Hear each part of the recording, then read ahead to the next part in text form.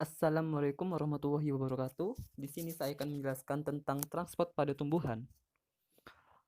Transport pada tumbuhan dibagi menjadi dua, yaitu transport ekstravaskular dan transport intravaskular. Pada transport ekstravaskular, air dan mineral akan melalui proses pengangkutan yang terjadi di luar berkas pengangkut. Sedangkan pada transport intravaskular, air dan mineral ini akan ditransport melalui berkas pengangkut. Pada transport ekstravaskular yang tidak melalui berkas pengangkut ini tetapi akan melalui dua rute, yaitu rute simplas dan rute apoplas. Lain dengan transport intravaskular yang melalui berkas pengangkut, pada transport getah silemnya akan menggunakan tiga teori, yaitu teori tekanan akar, teori vital, dan teori Dixon-Joly. Telah dijelaskan tadi, pada transport ekstravaskular akan melalui dua rute, yaitu rute simplas yang dimana air dan mineral yang ditransport akan melalui sel-sel hidup. Sebagai contoh, sitoplasma. Jalur yang dilalui oleh rute simplas dimulai dari rambut akar atau epidermis menuju korteks, dilanjutkan dengan endodermis, lalu pericycle memasuki silinder pusat dan akhirnya sampai pada silem. Sedangkan pada rute apoplas, air dan mineral ini akan melalui sel-sel yang telah mati. Sebagai contoh, ruang antar sel.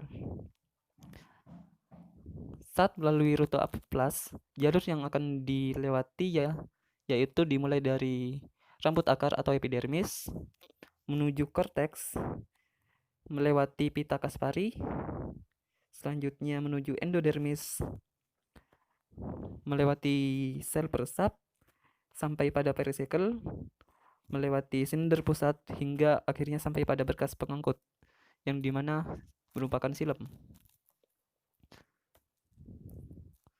Yang satunya lagi yaitu transport intravaskular. Telah jelaskan tadi, pada transport intravaskular yaitu akan melalui berkas pengangkut. Di sini yang akan dijelaskan yaitu saat melalui berkas silem.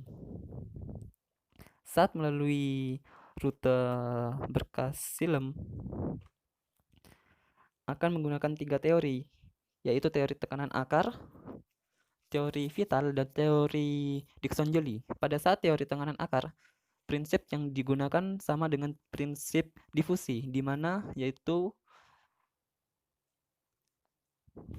konsentrasi air yang lebih tinggi pada tanah akan terserap pada akar, yang dimana konsentrasi airnya lebih rendah, lalu terangkut ke atas dengan teori vital, di mana menggunakan prinsip kohesi dan adesi dalam silem, yang dimana kohesi ini merupakan ikatan atau saling ikat mengikat antar zat-zat yang sejenis, di mana hidrogen-hidrogen ini akan saling mengikat, yang di bawah akan mengikat dengan di atas pada dinding sel, atau lebih tepatnya pada plasmodesma, ruang terbuka pada dinding sel, itu akan saling mengikat di situ.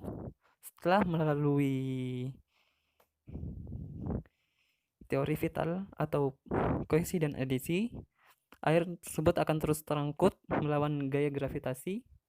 Untuk melawan gaya gravitasi ini harus dengan energi yang cukup kuat, yaitu dengan adanya energi dari penguapan, di mana yang akan dipakai yaitu di teori Dixon-Joly yang menggunakan prinsip tarikan transpirasi atau tarikan penguapan yang terjadi pada stomata.